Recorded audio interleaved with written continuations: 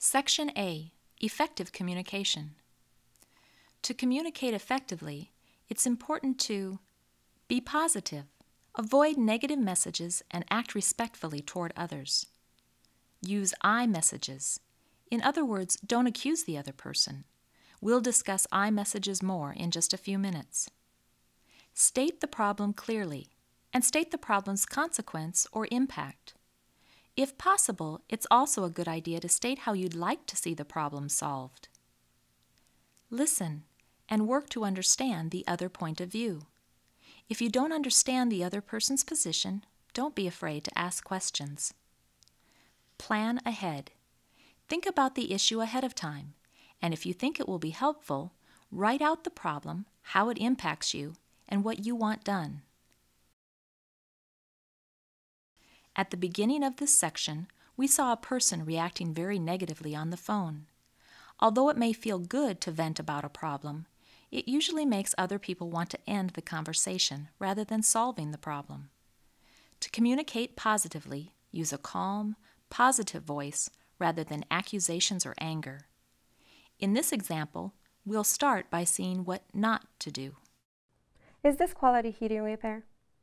Where is the person who was supposed to be here this morning? I need my heating system fixed now. And now we'll try with a more positive approach. Is this quality heating repair? I had some work scheduled for this morning for my heating system and nobody's been here yet. I'm just calling to make sure that there's somebody still coming out. In the second example, the same message is expressed, but in a positive way, which often makes it easier for others to see your point of view.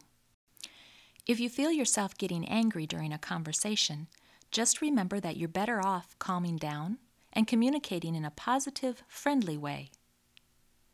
As you communicate, especially during a disagreement, it's also a good idea to use I messages. I messages are a way of expressing feelings without blaming others. When you start a sentence with I and then describe the situation, people will tend to be more open and more willing to help. Let's look at a few examples.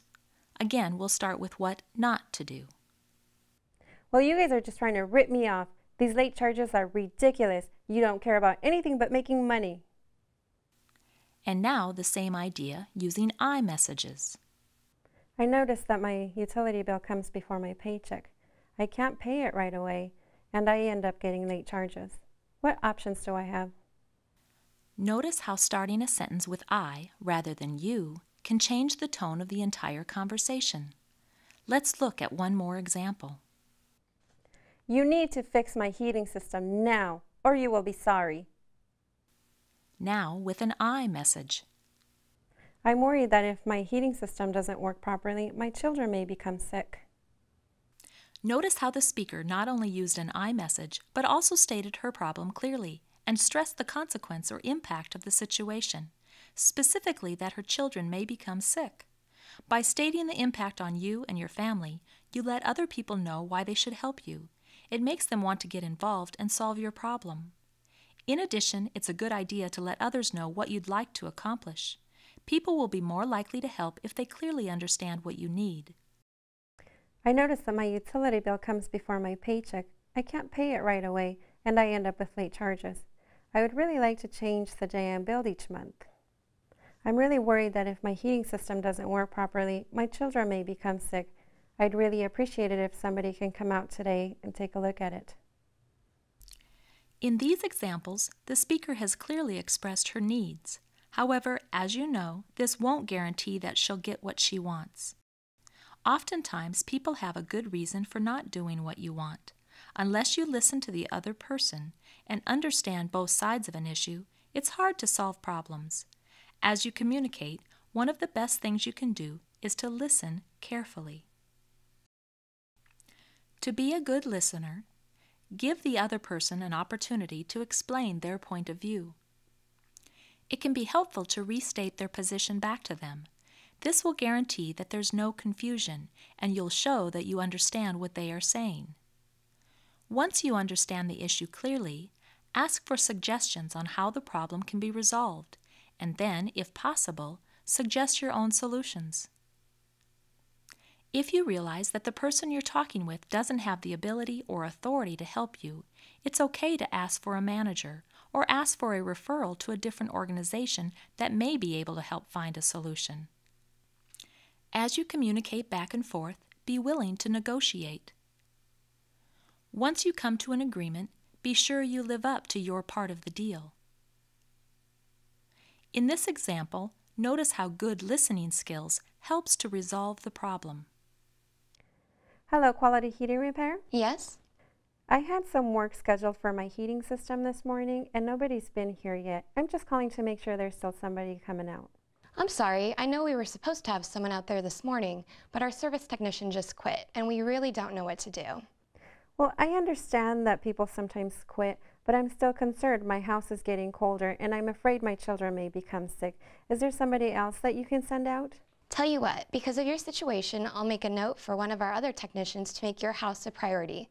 I would imagine someone can be out there late this afternoon. Is that okay? That will be great. Thank you very much. Most people and businesses genuinely want to help you, but sometimes they can't because they have their own problems, needs, and rules. By listening to other people's point of view, you can work together to find a solution that's right for everyone. Section B. Phone communication.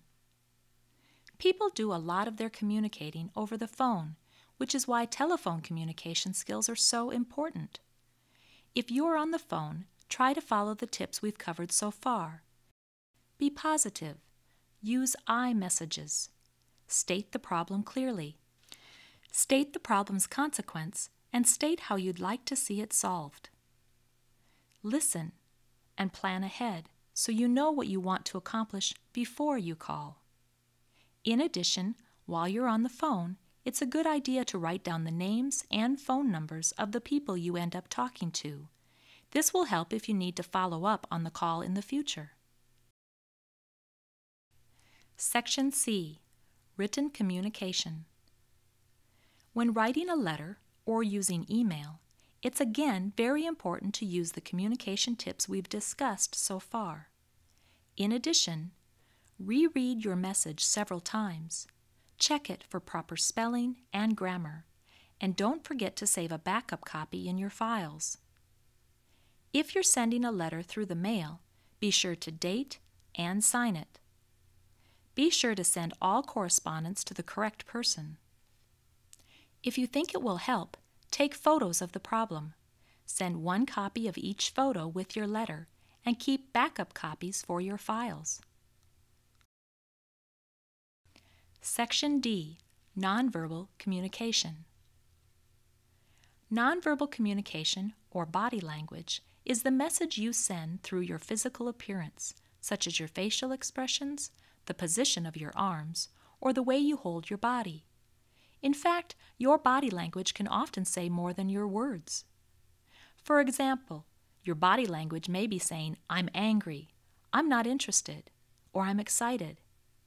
When you cross your arms, you may seem defensive. When you face others, make eye contact, smile, or nod. You are non-verbally saying that you're listening to what is being said. On the other hand, when you look around the room and avoid eye contact, it may seem like you're not interested. As you talk with others, be aware of your body language and be careful not to accidentally send the wrong messages. If you are truly bored or upset during a conversation, it's usually a good idea to at least appear calm and collected. You'll have a much easier time getting your point across if you seem interested and courteous. Section E. Summary. Rather than listing the main points of this module, let's watch them in action. Here we see a young woman having trouble with her landlord. Before she does anything else, she plans ahead for the conversation by writing down the issue at hand. She also writes down how the problem affects her and what she wants done. When she's ready, she calls the landlord to try to solve the problem. Hi, this is Maria Morales in apartment 205. I just moved into the building last week. I remember Miss Morales. What can I do for you? Well, I was doing some unpacking and I noticed that I don't have any smoke detectors or carbon monoxide detectors in the apartment. So I was wondering if we could do something about this sometime soon. Well, I don't know. The wiring and the gas appliances in that apartment are all new. I think you should be fine. Yes, the wiring and the gas appliances are in great shape, but I'm so concerned even in the safest buildings, fires still do happen. And I just don't think I can sleep at night knowing that I have to worry about my family's safety. We both want our families to be safe, so I'm sure you understand why I need this. Well, I'm real busy over the next few days, and I'll be out of town for a while, so I don't know when I can get to that, so you may have to wait for a while. Oh, it sounds like you're very busy. Well, I have an idea. What if I buy the smoke detectors and the carbon monoxide detectors, and I will install them myself, and that way I can just deduct them from next month's payment. Would that be okay? Yeah, I guess that's okay. Okay, thank you. As we've seen, good communication is important in problem solving and personal relationships.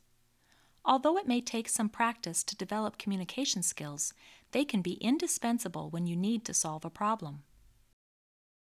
At this time, the video will pause so you can complete activities 2 and 3. If you're finished for today, you can push the stop button at any time. If you'd like to move on to the summary and post survey, just click Continue.